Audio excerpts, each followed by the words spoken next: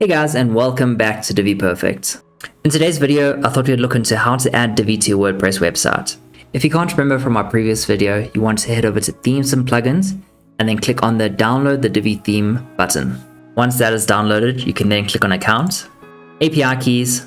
You can then copy your username as well as your API key to a sticky note or keep this tab open.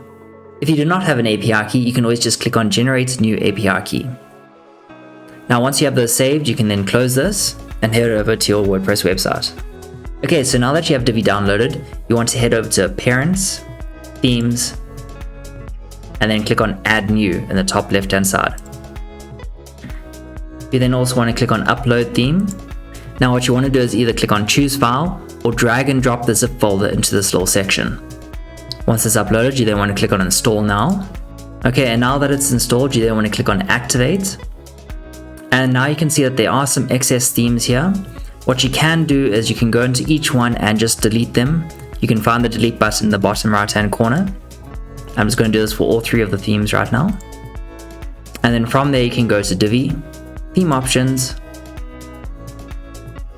and click on Updates. You can then copy and paste your username as well as your API key into these two sections, and then click on Save Changes.